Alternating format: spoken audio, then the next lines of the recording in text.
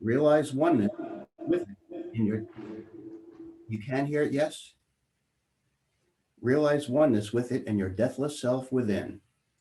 The following commentary is based on the teachings of Paramahansa Yogananda.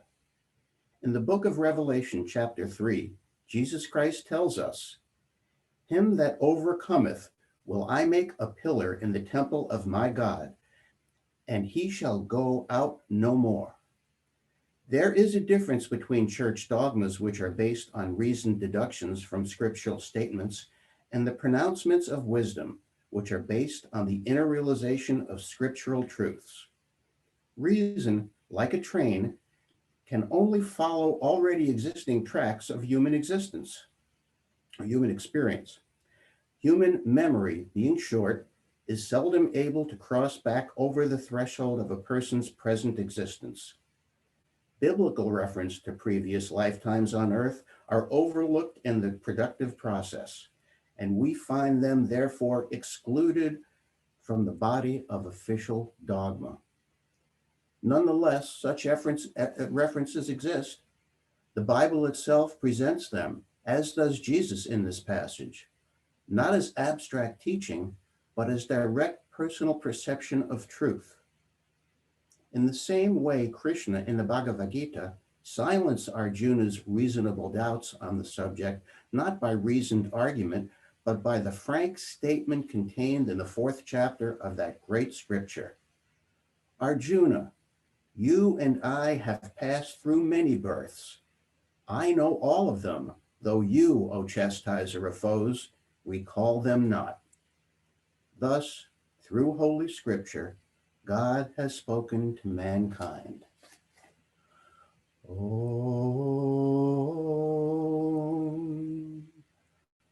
Om, Om.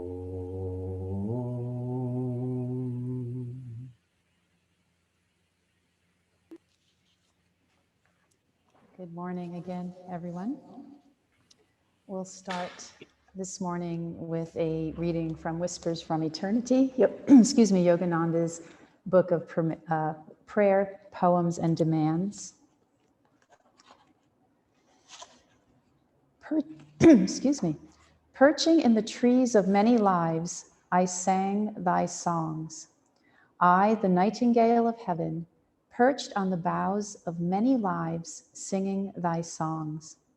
My clear song reverberates over soul leaves that flutter with thy life. It thrills the night air in the private garden of centuries where many sleep, dreaming sweet fantasies or, again, nightmares of delusion. It wakens some of them with soft touches of thy reverberating cosmic song.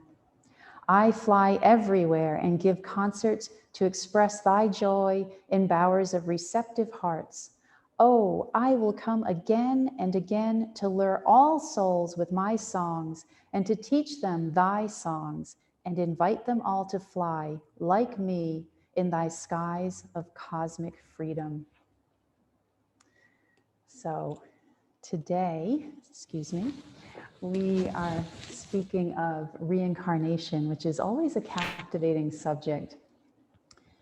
In 553 AD, at the Council of Constantinople, the church leaders of the Christian church at that time decided that they would no longer teach reincarnation in the church because it was too vast a concept for the mortal mind to conceive.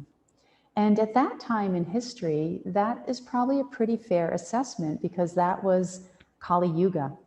People were living in the dark ages, and as we know, the higher spiritual truths were starting to diminish, and people didn't have the ability to understand such lofty topics. But we know that the whole Bible is filled with references to reincarnation, the most famous being, when thine eye be single, the whole body shall be filled with light. And Jesus was speaking about basically Kriya Yoga, or a practice very similar to what we practice currently as a Kriya Yoga technique. When we bring our awareness to the point between the eyebrows, the body is filled with light. And it's a reference to incarnation, coming back and forth into the body many times. Yogananda told a story about a little girl who lived in a village in India. And from the time she could talk, she started telling her parents about another village that was quite some distance away. And as she got older, she became more and more insistent that they should go and visit this village. So her parents took her on a journey. And as soon as she entered the village, she started to recall specific details about the town and the people in the town. And she guided them to a home. And when she went inside of the home, she said to her parents that the man who now lived in the home had actually been her brother in her previous incarnation. Well, as you can imagine, her parents were very surprised at this proclamation.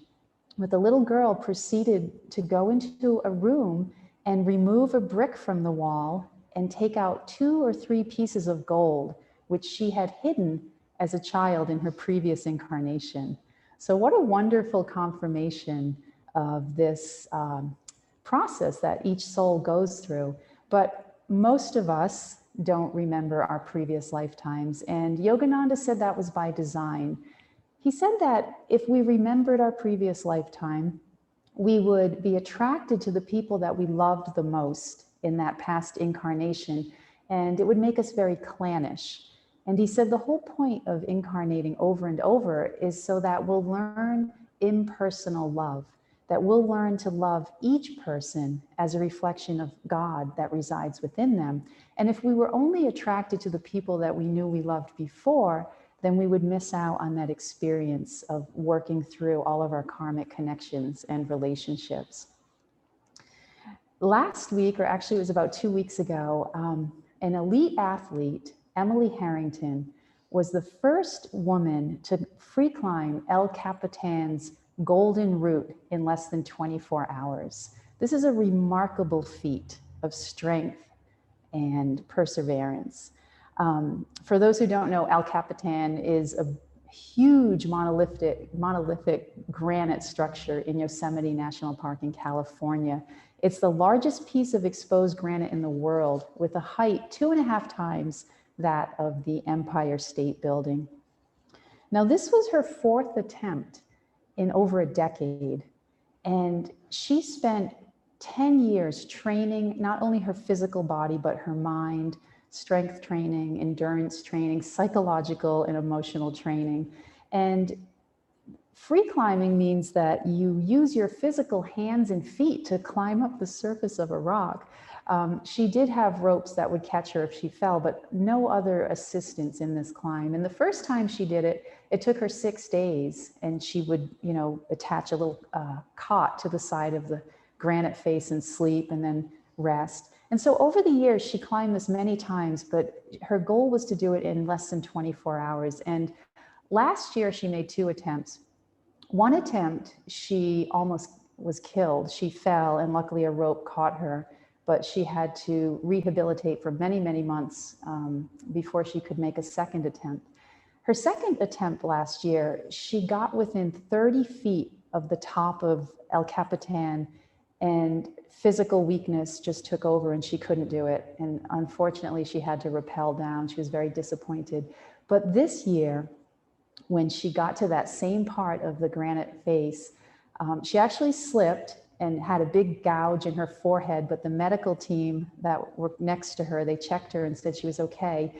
And she said she had a moment where she was going to turn back. She just thought, I'm bleeding, I'm exhausted, I can't do it. And then she turned her thought around and she said, no, I'm gonna go for it, I can do it. I've done the training, I've got what it takes. And she did. And with great joy and enthusiasm, she made it to the top in 21 hours, and I think it was 30 minutes. She said after in an interview that the reason it was successful was a mixture of finally being prepared enough, finally having the experience required, having the fitness and the training, as well as a little bit of luck. This journey that she took is like the journey that we take lifetime after lifetime, incarnation after incarnation. Each time we come into the human body, we make a little more progress, transversing and climbing to this ultimate goal of spiritual liberation in God. And Sometimes, just like she did, we become injured, we have setbacks, we have to stop, and we have to reevaluate where we are. And that can be representative of a new incarnation. We come back again and we travel over the same ground, perhaps, that we did in a previous incarnation, because we have to learn certain lessons. And if we didn't learn them the first time, we get other chances in a new incarnation to go through similar lessons, sometimes even with the same people, but in different garb. You know, people come in sometimes as sisters and brothers or partners, and there's all different ways that we can learn these lessons together over and over. But when we come back each time, we do retain the inner knowledge and the wisdom that we had from the previous incarnation. That's what Yogananda teaches, that every time we come back, we're a little bit wiser, so that when we go to make this journey of summiting to the top and finding God, you know, we can hopefully avoid some of the pitfalls, some of the areas that we had weakness in the last time around. So Emily Harrington described her own success as a mixture of preparation, experience, proper training, and a little bit of luck. But we can describe our spiritual journey in a similar way. We have preparation, we prepare ourselves, we have experience because we've done it before, we have training, thanks to these teachings of the guru and our line of gurus, this path that we're on. But instead of luck, we have the grace and guidance of our gurus. And that's the most important part for us, is that we have these self-realized masters that guide us and show us the way back home to God. You know, in her pursuit, she had a team of people. She had people that were climbing with assistance on either side of her to make sure that she was okay. She had people, a team of people at the bottom of the mountain, a team at the top of the mountain. And we have the most powerful team that we could ever wish for, which is the gurus, who are with us every step of the way through our lifetime, guiding us, cheering us on, comforting us when we fall or slip, and egging us on to keep trying. Yogananda let his disciples know that by the time we have attracted the grace of a guru, we've lived many lives, many, many lives, and we've accrued very, very, very good karma. And it's hard to talk about reincarnation without speaking about karma as well. Swami Vivekananda made a statement he's well known for: everything that you are today is the result of that you did yesterday, and everything that you will be tomorrow is a result of what you do today.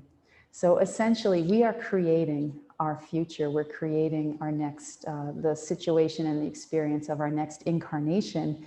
And when we speak of karma, sometimes people feel that it's a negative thing or it's something to be afraid of.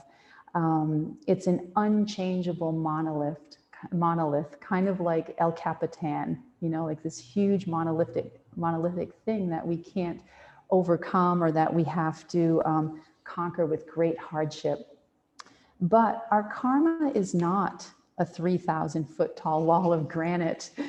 In fact, it's something that's very mutable. It's an energy field that lives inside of our body. It lives inside of our chakra system and the astral spine. And Master teaches us that through our devotion to God, through our spiritual practices, our daily meditation, service to others, and of course, the most important, the grace of the guru, we are able to affect and change our karma. We're able to mitigate it. And every good deed, every act in this incarnation will come back to us in our next lifetime and help us progress further in our journey of transformation.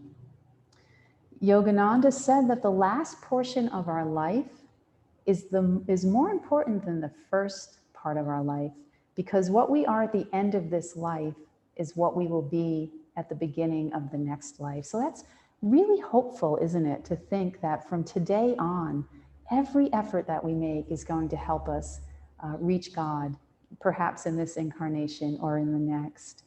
And when our soul transitions the physical body at death, we take with us our personality and our unique set of traits that make us who we are individually. It's our blueprint, and we take our attachments and our desires and all of the qualities that make us each an individual person, and we bring that with us into our next incarnation. And we can see that, with children. Children come in with very strong tendencies, and we know that those are from other times. Yogananda also said that we spend the beginning part of life in a bewildered state. We have to conquer the physical body when we come in as children. And even as teenagers and young adults, we're developing the ego and the physical body and the willpower. But most often, by the time we're in our late 20s, early 30s, we have that smriti, the divine spark, awakens within us, and then we become more serious about our spiritual pursuit. It doesn't mean that we don't think of God when we're children, but it just becomes more of a conscientious decision to seek God at that time in our life. Master tells the story of a prince once who ran away from his palatial home, and he sought shelter in a slum. And during that time, through a combination of intoxication, worldly pursuits, and mixing with people of a lower consciousness, he forgot gradually what his true identity was. And it wasn't until his father came, the king came, and took him out of that slum and brought him back home to the palace, that he remembered he was actually a prince.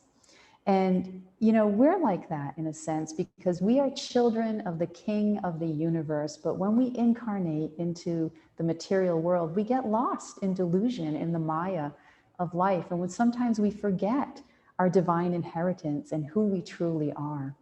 And it's through the process, again, of our spiritual practices, meditation, that we start to remember on a soul level who we are and what our identity is in this world. Yesterday, I spent time with my work family. We had a social distance get together. So every year, I'm part of a team at work called the CHIPS team, which is Children's Integrative Therapy, Pain Management, and Supportive Care. And each year we go to Dr. Anderson's house. She's the head of our department. There's 6 of us. And we paint Christmas ornaments for all the children that have passed away over the last year. And it's a time for us to remember the identity of these beautiful little children and their uniqueness. We make the ornaments according to their favorite characters, their favorite colors, animals, that type of thing. And it gives us a chance to kind of tell stories and laugh and cry together and kind of process that part of our life. And I told my mother yesterday I was doing that. And every time I talk to my mom about my job, she always says, I don't know how you can do that. I don't know how you can work with these kids knowing that they'll ultimately pass away. And I have the same answer every time. I can do this because of my spiritual foundation in these beautiful teachings that Master gave us. Master speaks about reincarnation in many of his discourses, and he talks specifically many times about children. And Master said that time is the most important element in our soul's journey back to God. And what loving God would give one soul only, 6 weeks or 5 years to live, and give another soul 80 or 100 years to live? That just wouldn't be equitable or fair. And reincarnation is the great equalizer for all souls. And it's hard sometimes to remember when you see an adorable little baby or a little child, it's hard to remember that inside of that physical form is an ageless and deathless soul. And in many cases, that soul is much more spiritually advanced than the family perhaps that it's born into. And so when we think about children that pass away, we have to put it in that context that these little souls, actually they're not little souls, they're grand, wonderful souls like we all are. They come in for a specific person. I remember a mother who was in deep grief over the loss of her child saying to me once, if one more person tells me that God needed another angel in heaven, I'm going to scream. Because that's a really hard thing for someone to accept when you lost your child, that a loving God would make your child suffer through illness and sickness, and then would make you suffer through this great grief. But we have to remember again that these souls, just like us, have a mission. And when we're born into this incarnation, we're each given a certain allotment of time. And it is that time allotment that, do we have a technical glitch? We have a certain allotment of time. And in that time, we come to learn certain lessons. So whether your time is just a few months or many, many years, really makes a difference. It doesn't make a difference in this one lifetime. It makes a difference over the many incarnations. I've seen several times over the years situations where families had extreme hostility towards each other, even hatred of spouses that divorced. And because of an illness of a small child, these people were able to come together and make peace, to care for this child and to put up the most loving environment that they could at the end of this child's life. And, you know, every time I see that situation play out, it makes me realize that what an incredible gift that soul gave that family to come in for a short period of time to be a peacemaker. You know, Master says that the highest we can do spiritually is to help other souls progress. So for this soul to come in and give these people a chance to make peace with each other, so in their next incarnation, perhaps they can heal on a different level. That's an incredible blessing for that soul that comes in and out in a short amount of time. And then I'd just like to end with the reflection of the spiral staircase. It's such a beautiful metaphor for reincarnation, because when we think of a normal straight staircase, we just ascend straight up. But with a spiral staircase, we're forced to hit the same place over and over as we ascend to the summit. And that's what we do when we incarnate over and over. We have a chance to go over the same ground with the same souls, but with different circumstances and slightly different details.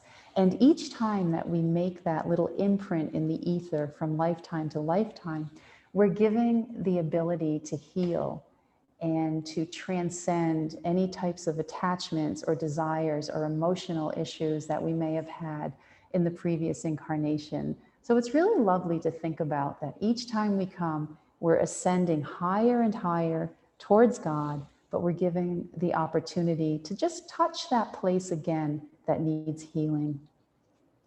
So when we leave the world with unresolved attachments and desires, it's important that, again, God gives us the chance to make peace and to heal. And until we can perfect our relationships with unconditional love, until we can abandon a negative emotion and ego qualities, until we can see previous desires with non-attachment and divine wisdom, and until finally we ascend to the top of the stairway, at that point, as Jesus said, we'll be able to go out no more. Oh, peace.